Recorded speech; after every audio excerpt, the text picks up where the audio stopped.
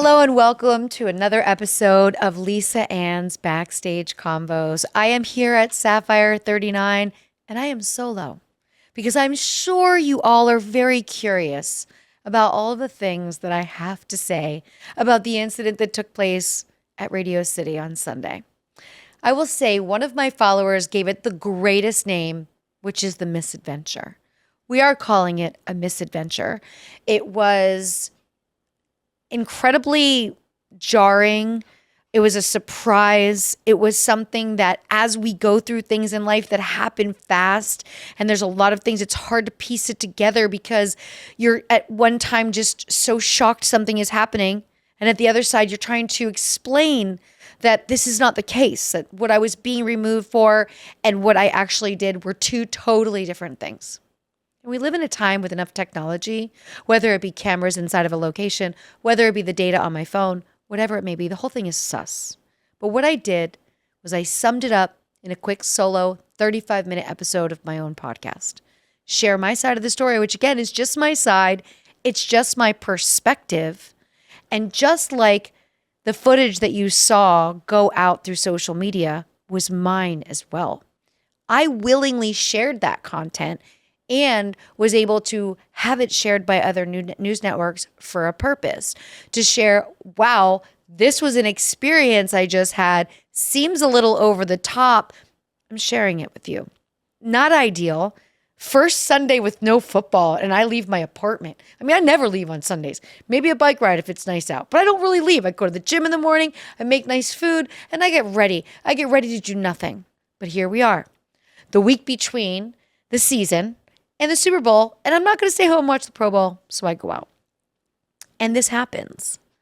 And what's most incredible about something like this happening is really the aftermath and the processing of the information. The aftermath of something where people twist things to such a degree, because who would not read every news article's spin on a story about themselves?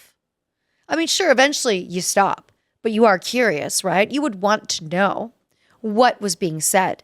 And with each article being so incredibly different, one article saying, oh, she assaulted a police officer, and that's why. The greatest part of this whole thing is that I was never arrested. And I knew I wasn't going to be arrested because there was nothing to arrest me for. But as this little game of telephone goes on in our world, that I'm arrested. And everyone is giving a different reason. If you really read those articles and you also understood that I wasn't arrested, you would also see this as the biggest misadventure so far in 2024. The most unexplainable evening out that became so unnecessarily chaotic.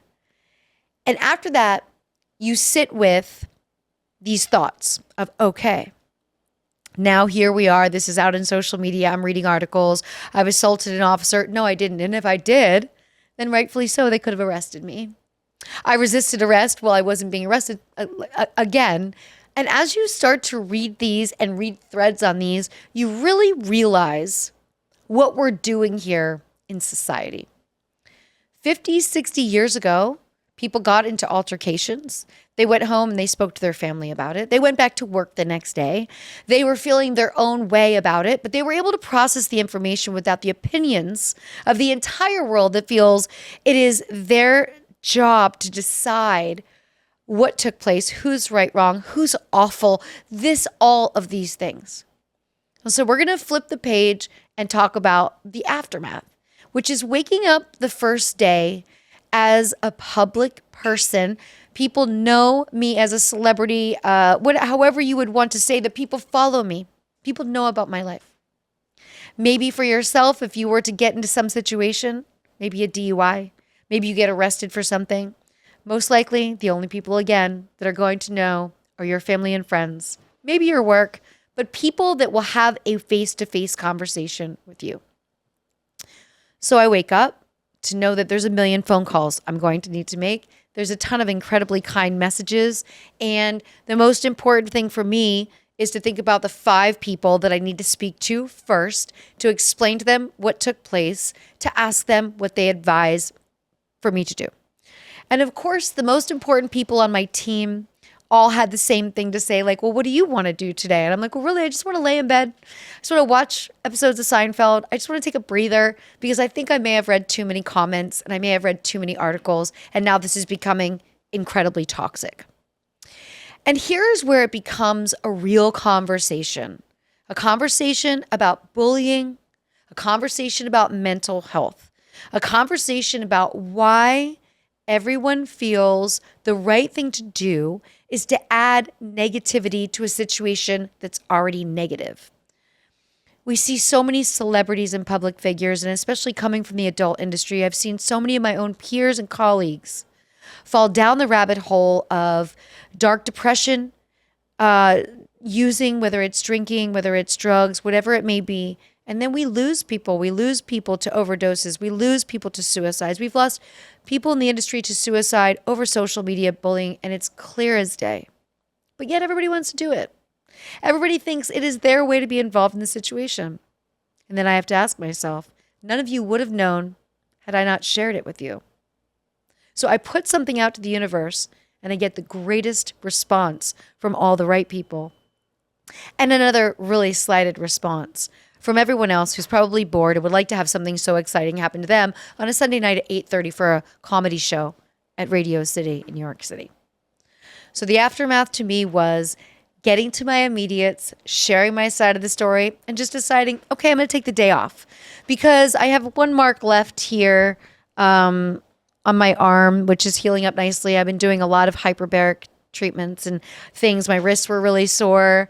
And I sat there and I thought about maybe what I could have done better, which would have been, of course, just accept someone putting their face in my face and saying you have to leave without me being able to stick up for myself. I also sat there and thought about all the things I don't want to do. I just mentioned how this becomes heavy for somebody in the public space, in the public eye, and how it can also turn to something bigger and greater and a deeper depression and more using. And now I'm going to tell you kind of like my approach. So I broke this down by putting some notes in my phone for us today of the incident, which we've covered, and you can get the full breakdown on my podcast. The aftermath, which is trying not to read too many comments, mapping out how I move forward, and deciding what I want to do. Because, of course, again, you're going to be flooded with lawyers and ambulance chasers and everybody, you should sue, you should do this. I do not wish to continue to live out a situation that was already unpleasant. And when you sue, you're going to be reliving this evening 3, 5, maybe 7 years. And are you dumb enough to sue somebody that has so much more money than you, that's going to drag you through and just drain you and bleed you financially? None of that matters. What matters is the situation is resolved. I wasn't arrested. It was a shit show. And I shared it with you. The next subject I have here in these 5 topics is self-preservation.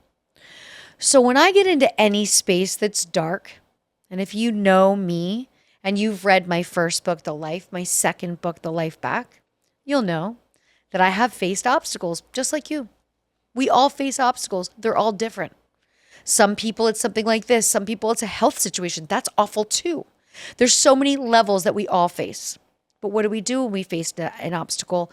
And how do you put your next day forward? For me, it's about self-preservation. At that time, I know my focus is I'm going to work out harder.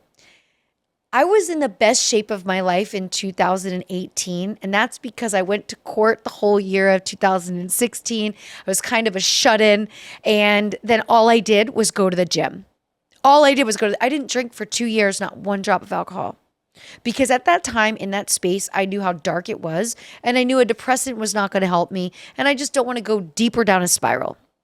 You can know yourself, know your limits, know what you should be doing. So I'm going to plan to work out. I'm going to go to cryo every day. I'm going to schedule a massage. I'm going to go to a hyperbaric gym. Mind you, this shit of me going through something bad, the one thing it isn't is cheap. But I'm proud that I've been able to put myself in a place where I can spend this kind of money on myself for just wellness. I'm going to get my hair done. I'm going to get my nails done. I'm going to get everything done that just makes me feel good. Because once we go through something icky, we just want to feel better. I laid in bed that first day and I made myself this big pitcher of lemon cucumber water because that's something that I always had at my day spa. It's something that always reminds me of a spa.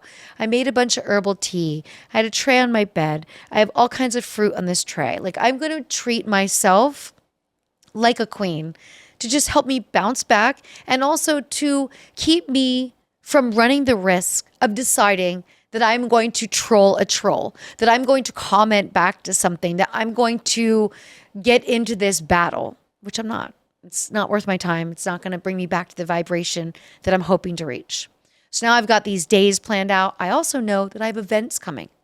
So I need to take as good a care of myself right now so I can be the best that I can be for the events that I already had planned that are already coming up. I was getting shamed for advertising my events because I use this as a PR thing. If you were already following me, you knew I was already advertising those events. And to know me is to understand I have never, ever canceled a show, an event, or anything that was previously advertised for any reason. People are relying on you. They've advertised you to come to their business. They don't give a fuck about your drama, some shit you got into on a Sunday. That's the most important thing to them. And I have empathy for that. So now I'm looking at Monday in bed, planning out my self-preservation, all the amazing things I was going to do until Thursday. And then I'm going to sit with you right here at Sapphire to have this conversation.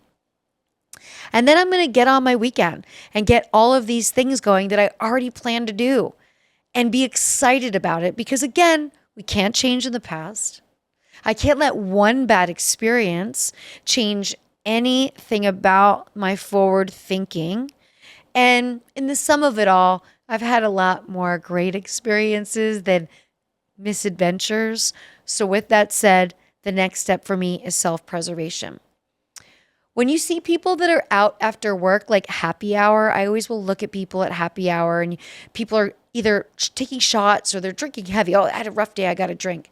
That's the absolute worst thing you can do for yourself, where you are in a place of contention with either your self, your exterior self, how people are viewing you. No. Don't add to the element. Spoil yourself. Take extra long showers. Eat your favorite food. Do all the things that make you feel good. That is what I do. That is how I balance out self-preservation. As we go through things that we're challenged by in life, remember the saying, it's 10% of what happens to you and 90% about how you respond to it. So that is something that I keep in great consideration, thinking about that. The next subject I have is resurfacing. So you have to imagine that as you know who I am, a lot of people know who I am. I'm living in a city with no car.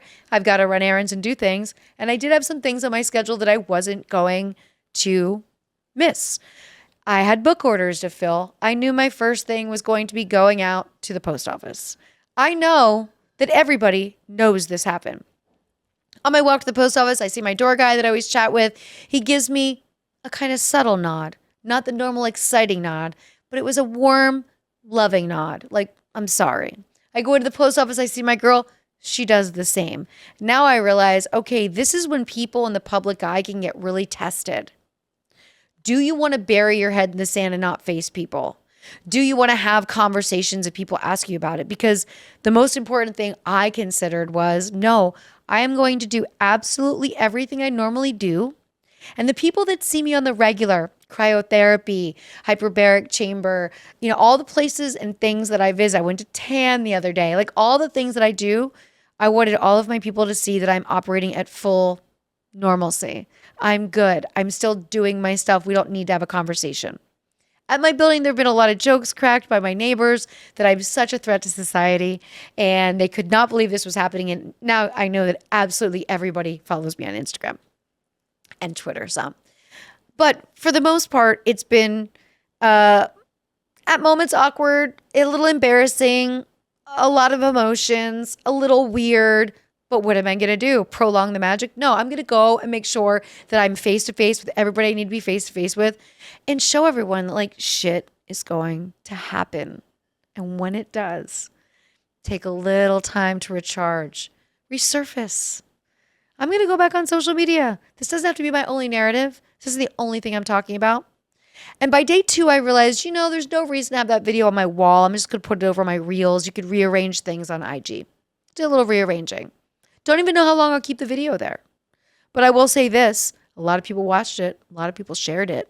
And a lot of people had more things to say on the outside. People on my inside, people reached out to me that I haven't seen in years. I got so many incredible messages directly to my phone, emails, direct messages from people I follow, kindness. Internet, not so graceful. So what's the choice here? People just want to be mean, and then at the same time, they want to have some sort of regret when a celebrity overdoses or somebody commits suicide. When you can go down the trail of their own social media and see everybody that decided it was really important to add in a next level of toxic to a comment, because that's what we do, because everyone thinks they're anonymous behind their keyboard, but you're not. And if your people in your world aren't judging you for messages, I've called friends and said, delete that tweet. You're going to regret that in like an hour. If your friends aren't looking out for you to make sure that you're not hurting yourself and your future and the people around you, your teenagers want to one day find you on social media and find out the things you say to other people. No, you're not anonymous. You're there. You're seen. And you want to be seen.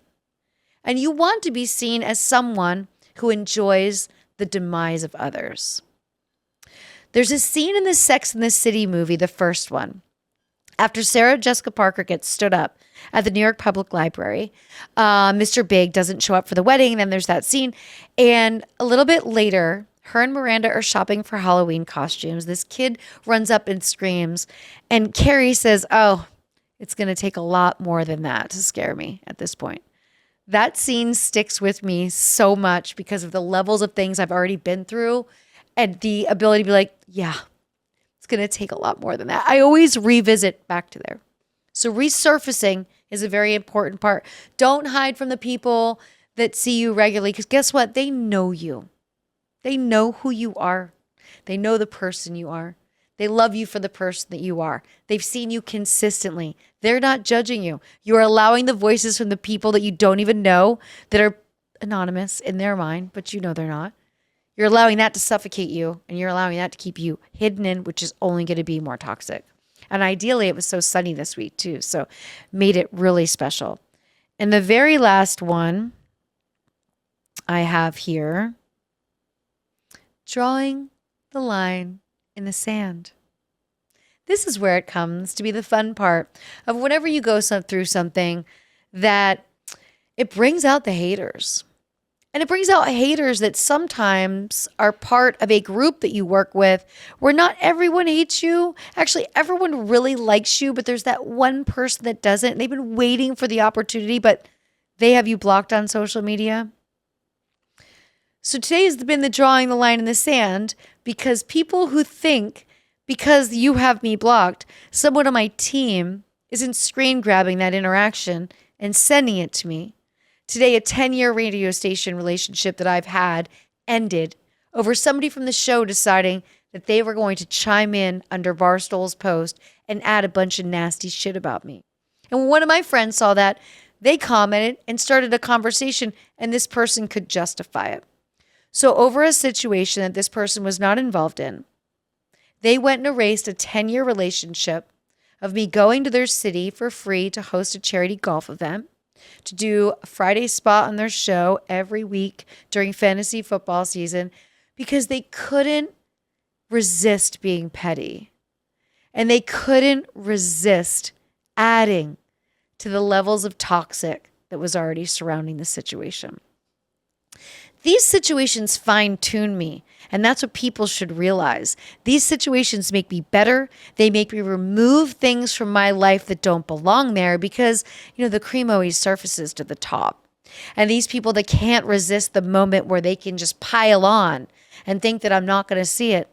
So this isn't the only. There's quite a few others that I am one by one sending them the screenshot with a message after that says, this is where our relationship ends. I understand that people feel better judging others and adding in commentary, but if you don't understand the full story, if you weren't present in the situation, if you aren't really clear on the details, then it's probably best you don't. And if we want to live in a world where people can feel confident about sharing their good and the bad in their life without being judged, because otherwise we're just really creating social media. We're curating what we think we want you to think our life is like. It's perfect. And as perfect as it is, we want you to be envious of it. And that's what you'd prefer we curate, because that seems a bit unrealistic. And I think it is important to show things that aren't as glamorous, that didn't work out as perfect, and that weren't awesome. But when those things are surfaced, that is not the opportunity to jump on and decide, now's my chance to just show the side of how I feel about this. So when you're faced with something, ask yourself these 5 things and find out how you can kind of put them into your space. What do you love to do? Do you like to go to the movie theater? Is that your thing? These are going to be the 5 things you think about. The incident, what was it? How did it go down? How could it have been better? How are you going to process it? How are you going to move on? The aftermath. What are you feeling? What are you seeing? What are you reading? That's when you should really be finding the things that you love, connecting with your friends, the people that truly love you and support you, and sharing your side of the story and venting and moving on. Self-preservation. You're not going to go out there and drink. You're not going to go out there and use drugs. You are going to do all the things that make you feel your best, the things that make you the happiest, whether it's I'm lucky enough to have a neighbor's dog that I love. I get to see Archie. Little things like this make big differences in you not making a bad situation and me not making a bad situation worse. This is how I handle it. My suggestions to you. Next, think about resurfacing. How are you going to go out, visit your friends, get back to work, do those things? You are going to face it head on, because one day of your life does not determine the rest of your life. One day does not change the level that you're choosing to live. And one day does not erase what you've built with the people that get to see you. So resurface.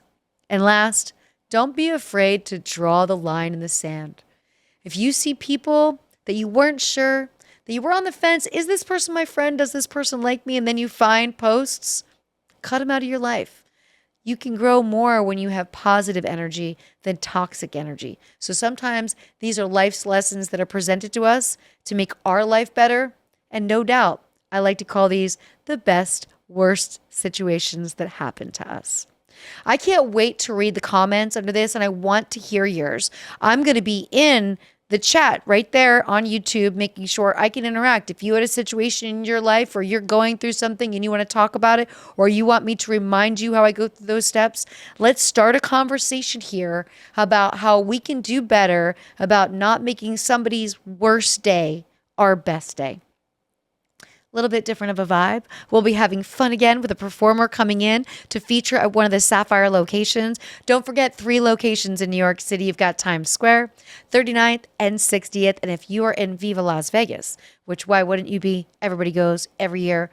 Sapphire out there. Absolutely amazing. Thank you all for being here. Share this episode with your friends. Thanks for listening to another episode of Lisa Ann's Backstage Convos.